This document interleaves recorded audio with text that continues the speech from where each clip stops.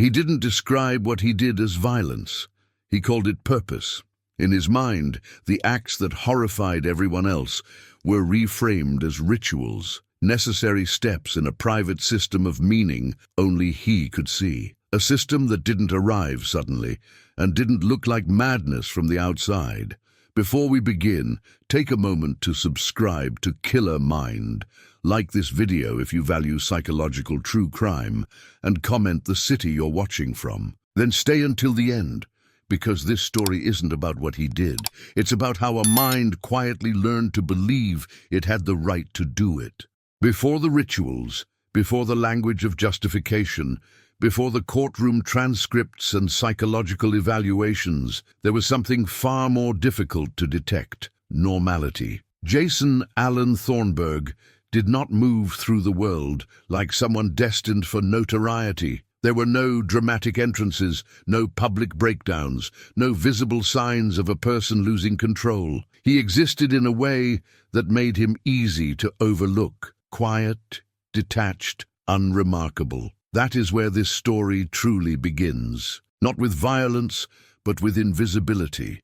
Those who encountered him did not describe fear, they described distance, emotional flatness, a sense that he was present without being fully engaged.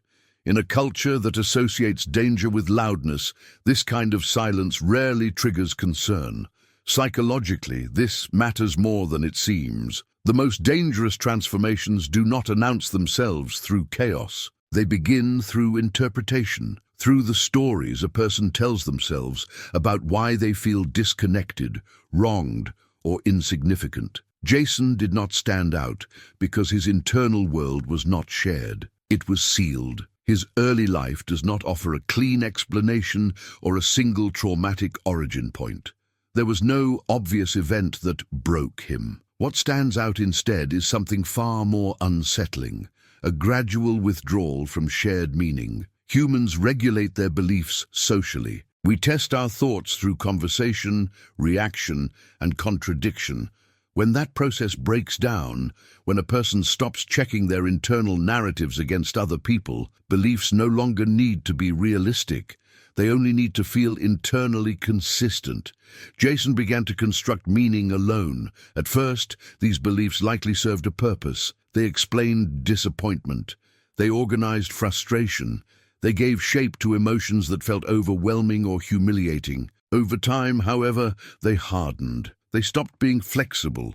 They stopped being symbolic. They became literal. Isolation does not always look like loneliness. Sometimes it looks like independence. Sometimes it looks like someone who simply doesn't rely on anyone else to interpret reality. That kind of psychological independence can feel empowering until it becomes absolute. As Jason's inner world grew more complex, it also grew more protected. Contradictions were reframed as confirmation. Doubt became evidence that others didn't understand. Moral limits began to feel negotiable, even outdated. No one noticed a crisis because there wasn't one. There was only a slow internal drift. People confused danger with emotional volatility. But Jason did not appear volatile. He appeared contained, and containment is often mistaken for stability. This is where perception fails. The absence of visible aggression created a false sense of safety. The lack of emotional expression made it easy to assume there was nothing brewing beneath the surface. But psychological extremity does not require spectacle. It requires repetition, ideas revisited again and again without challenge. In this closed system, suffering began to take on meaning. Pain was no longer random, it was purposeful. Responsibility was no longer personal, it was reassigned to something larger, more abstract, and therefore easier to justify. This is how violence becomes possible, long before it becomes physical. When meaning is self-generated and unchallenged, it stops answering to empathy. It stops responding to shared moral boundaries. It answers only to the internal logic that created it. From the outside, nothing appeared urgent. Life continued. Time passed. People assumed that silence meant safety. But inside Jason's mind, a structure was forming, quietly, patiently, and without interruption. And that is the most unsettling truth of this story. The mind that creates meaning does not need permission, it only needs time. Meaning, once constructed, does not stay passive. It demands loyalty. As Jason's internal worldview solidified, it began to reorganize how he interpreted everything around him: people, suffering, responsibility, even death. What once might have felt like abstract thoughts slowly took on the weight of obligation, not desire. Obligation. This is a critical psychological shift. Most people experience intrusive or disturbing thoughts at some point. The difference is not the thought itself, but what the mind decides it means. Jason did not dismiss his ideas as impulses or fantasies. He elevated them. He treated them as signals, messages pointing toward a deeper truth about his role in the world. In this framework, morality became secondary, not absent but redefined. Traditional moral systems rely on shared values, empathy, harm avoidance, mutual recognition of human worth. Jason's belief system did not eliminate these concepts, it bypassed them. He replaced them with a private hierarchy of meaning, where actions were judged not by their impact on others, but by their alignment with his internal logic. This is how justification begins. Language plays a powerful role here. Jason did not describe his thoughts in terms of aggression or cruelty. He used words that suggested transformation, necessity, ritual. These are not accidental choices. They strip actions of personal responsibility and reframe them as functions of a larger process. A ritual implies purpose beyond emotion. It implies order. Once harm is placed inside a ritual framework, it stops feeling like a violation and starts feeling like a requirement. This is the psychological mechanism that allows someone to move toward violence without experiencing themselves as violent. Importantly, this transformation did not occur in isolation from daily life. Jason continued to exist in the ordinary world, interacting when necessary, disappearing when not. To outsiders, there was no dramatic behavioral escalation. Inside his mind, however, the distinction between thought and action was narrowing. Ideas began to feel incomplete unless acted upon. This is where belief systems become dangerous. Not when they are strange, but when they demand consistency. When a person begins to feel psychological discomfort for not acting in accordance with their beliefs, restraint becomes the problem, not violence. Jason's internal narratives did not portray him as a villain. They cast him as an instrument, someone carrying out something inevitable. This self-perception is psychologically protective. It shields the ego from guilt while allowing behavior that would otherwise be intolerable. The mind prefers coherence over compassion when forced to choose. Another critical factor was the absence of corrective feedback. No one was actively challenging his interpretations. No one was hearing the language he used internally. No one was questioning the meaning he assigned to suffering. Without external friction, his worldview did not fracture, it crystallized. This is the danger of isolation paired with certainty. Over time, emotional responses flattened, not because emotion disappeared, but because it was rerouted. Fear became resolve. Doubt became clarity. Empathy became abstraction.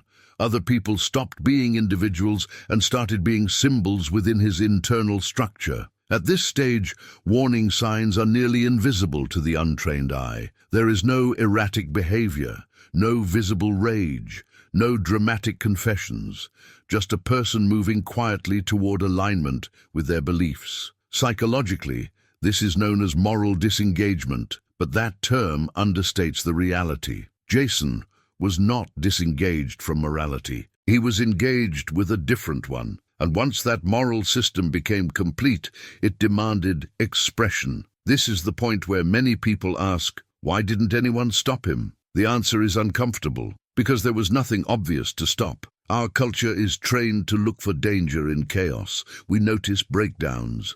We notice volatility. We notice people who cannot function. Jason functioned. He paid attention to the world enough to move through it unnoticed. His deterioration was internal, methodical and private. By the time intention began to crystallize into action, his mind had already prepared itself. Violence was no longer a choice, it was an outcome, not driven by impulse, but by meaning. And once meaning crosses that threshold, it no longer asks whether something is wrong. It asks only whether it is complete. By the time Jason's beliefs reached full maturity, they no longer resembled thoughts.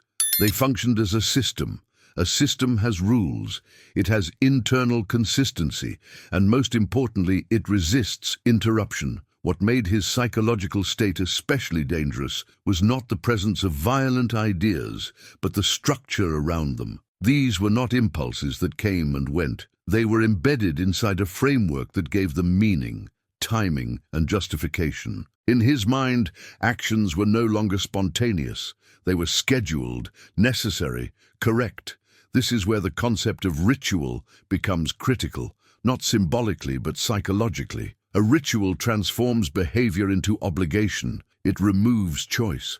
When someone believes they are participating in a process larger than themselves, personal hesitation feels like failure. Guilt is replaced with duty. Fear becomes irrelevant. Jason did not see himself as acting against others. He believed he was acting for something abstract, something invisible, something only he could interpret. This is how extreme belief systems bypass empathy without erasing it entirely. Empathy doesn't disappear, it gets reassigned. Instead of feeling for individuals, the mind begins to feel loyalty to the idea. At this stage, language matters more than reality.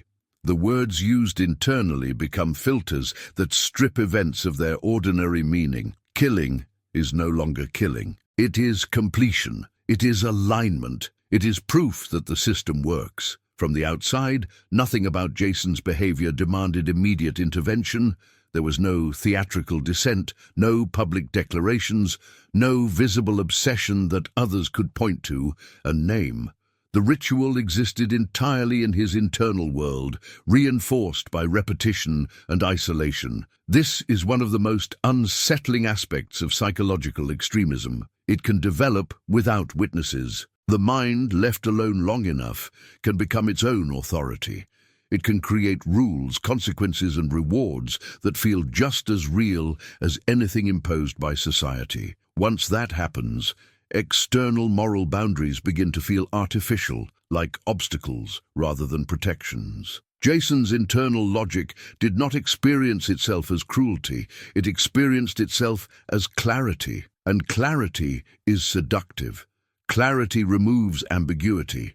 It resolves internal conflict. It offers relief from confusion. When someone has spent years feeling disconnected or insignificant, the sudden arrival of a coherent identity can feel stabilizing, even if that identity is destructive. This is how the mind convinces itself that harm is not only acceptable, but necessary. There is a dangerous calm that precedes action in cases like this. Not panic, not rage.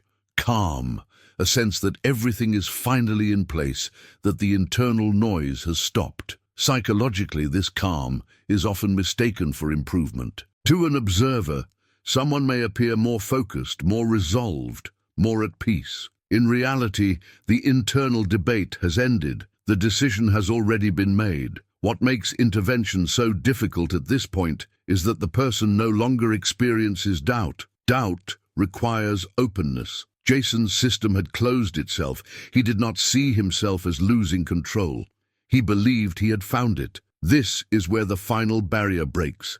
The barrier between internal belief and external action. Once crossed, behavior follows belief with frightening efficiency. There is no internal resistance left to slow it down. The tragedy is that from the outside, this transition is nearly invisible. Society is not equipped to detect private meaning systems. We respond to actions, not frameworks.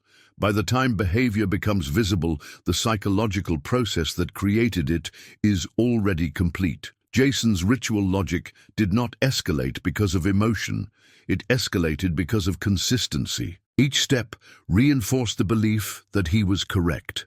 Each act deepened his commitment to the system. And once a belief system begins to reward itself, it becomes self-sustaining. This is the moment where reality and internal meaning fully disconnect, where the individual is no longer anchored to shared moral space, where harm no longer registers as harm, not because the person doesn't understand suffering, but because suffering has been reassigned a role. In Jason's mind, pain was not a warning sign, it was confirmation. And by the time anyone could see what was happening, the logic that justified it had already hardened into something unbreakable.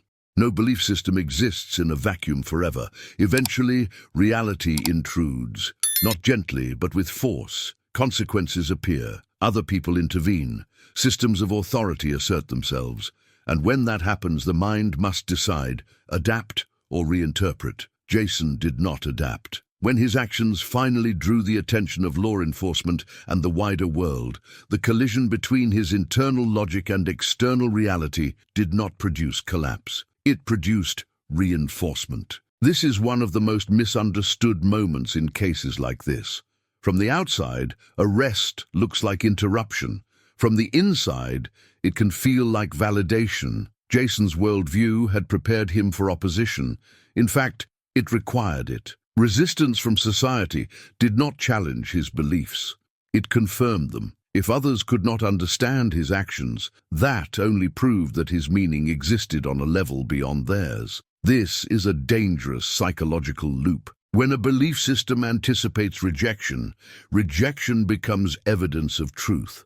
The more incomprehensible the actions appear to others, the more exceptional the believer feels. This is how isolation survives confrontation. During interrogations and court proceedings, Jason did not present himself as confused or emotionally overwhelmed.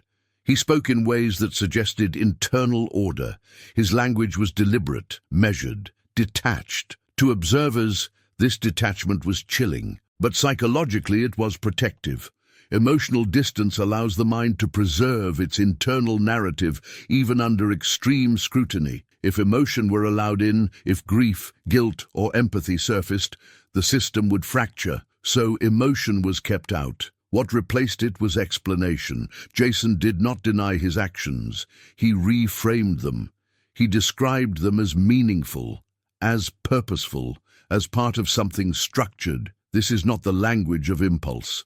It is the language of belief. The justice system is designed to evaluate actions, not metaphysics. Courts deal in evidence, intent, responsibility. They are not built to dismantle private universes of meaning. As a result, Jason's internal logic was never truly confronted. It was simply overridden. From his perspective, that distinction mattered. Psychological evaluations attempted to map his mental state, but labels alone cannot penetrate a belief system that has already declared itself complete. Diagnosis explains behavior to society. It does not necessarily alter how the individual understands themselves. Jason did not see himself as broken. He saw himself as misunderstood. This is where many people expect remorse to appear. But remorse requires shared moral ground. It requires agreement on what harm is and why it matters. Jason's internal world no longer operated on that frequency. Instead of remorse, there was consistency. He did not express emotional volatility because volatility would imply uncertainty. His system had eliminated uncertainty. Everything that happened, including his capture, was absorbed into the narrative. In this way, reality did not dismantle the belief system, it was integrated into it. This is one of the most unsettling truths about extreme psychological constructions. They can survive contact with reality by redefining reality itself. Facts become symbols. Consequences become steps. Punishment becomes proof. From the outside, this looks like denial. From the inside, it feels like coherence, and this is why intervention becomes nearly impossible once the system is complete. You cannot argue someone out of a belief that gives their entire existence meaning. You cannot reason against a framework that has already redefined reason. The tragedy is not only in what happened, but in how late the collision occurred. The mind had years to build its logic without interference. By the time institutions responded, they were responding to outcomes, not origins. The courtroom became a stage where two realities coexisted without touching. One spoke in evidence and law, the other spoke in purpose and ritual, and neither could reach the other. Jason's story forces an uncomfortable realization. Stopping violence is not just about reacting to behavior. It's about recognizing when meaning itself has begun to detach from shared humanity. Because once a person's internal world no longer requires our reality to function, our reality no longer has the power to stop them. After the trial, after the language of law had done what it could, what remained was not closure, but silence. This is the part of the story that rarely receives attention. Not the acts themselves, not the explanations, not even the punishment, but the quiet space that existed before everything and continued after. The space where intervention might have been possible, but never arrived. Jason's psychological construction did not form in a vacuum. It formed in absence. Absence of challenge. Absence of connection. Absence of interruption. Silence is not neutral. In the years leading up to his actions, there were moments, small, forgettable moments, where alternative outcomes were still possible, moments where a conversation, a question, or even friction might have destabilized the internal logic he was building. But those moments passed unnoticed, because nothing demanded attention. We tend to believe that danger announces itself, that it raises its voice, that it reveals intent through behavior we can easily label as concerning. But Jason's case demonstrates a more uncomfortable reality. Some minds deteriorate quietly. His isolation was not dramatic enough to provoke alarm. His beliefs were not visible enough to be confronted, and his language, internal, symbolic, ritualistic, never entered the social space where it could be examined or challenged. This is where collective failure enters the story, not as blame, but as limitation. We are not trained to listen for private meaning systems. We are trained to respond to crisis, not construction. By the time Jason's beliefs produced observable outcomes, the psychological architecture supporting them was already complete. There is also a cultural failure embedded here, a tendency to equate self-reliance with health, withdrawal with harmlessness, emotional flatness with stability. Jason fit none of the stereotypes we associate with threat, and so he was left alone with his interpretations. Silence allowed those interpretations to echo. Inside that echo chamber, ideas did not compete. They accumulated. Each repetition stripped them of uncertainty and wrapped them in inevitability. Over time, the distinction between belief and identity disappeared. This is one of the most dangerous psychological thresholds, when a person no longer has beliefs, but is their beliefs. At that point, challenging the belief feels like annihilation. Any external attempt to intervene feels like an attack, not assistance. And so the system defends itself. Jason's story also raises difficult questions about responsibility and prevention, not in a simplistic sense, but in a human one. How many people exist on the edge of private meaning systems, unnoticed, because they function just well enough to avoid scrutiny? How many times do we interpret silence as safety? The warning signs in this case were not dramatic behaviors. They were absences, a lack of emotional reciprocity, a withdrawal from shared reality, a growing reliance on internal explanations instead of dialogue. These are not red flags in our culture. They are often ignored or even respected, and yet this is where danger can incubate. The most unsettling aspect of Jason's case is not that he believed his actions had meaning. Many people believe that. It is that no one ever disrupted that belief before it demanded blood to sustain itself. Meaning, when left unchecked, can become self-justifying. It can turn inward, it can detach from empathy and attach itself to abstraction, and abstraction does not feel pain. What remains now is not just a record of crimes, but a cautionary psychological map. one that shows how easily a mind can drift when left alone long enough, and how quietly that drift can become irreversible. This story does not end with answers. It ends with the responsibility to notice silence, to question certainty, and to remember that meaning is safest when it is shared. Because when meaning becomes private, absolute, and insulated, it no longer needs humanity to survive. This story was never about a single man. It was about a process, a slow, almost invisible psychological construction that unfolded without interruption. A reminder that the most dangerous transformations do not always come from rage or chaos, but from certainty, from a mind that stops negotiating its ideas with the world. Jason Alan Thornburg did not wake up one day and decide to become something terrifying. He built himself there piece by piece, through interpretation, isolation, and an unchecked search for meaning. By the time violence entered the story, the decision had already been made long before the action ever occurred. What makes this unsettling is how familiar the starting point is. The desire for purpose, the need to feel significant, the impulse to explain pain instead of sitting with it. These are human instincts. They only become dangerous when they are sealed off from challenge, empathy, and shared reality.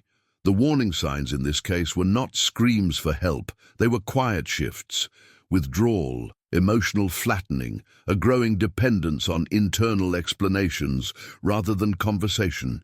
These are easy to miss, easy to dismiss, easy to normalize, and that is the real lesson here. We are trained to fear visible monsters, but the most damaging minds often look ordinary. They function. They move through life without disruption.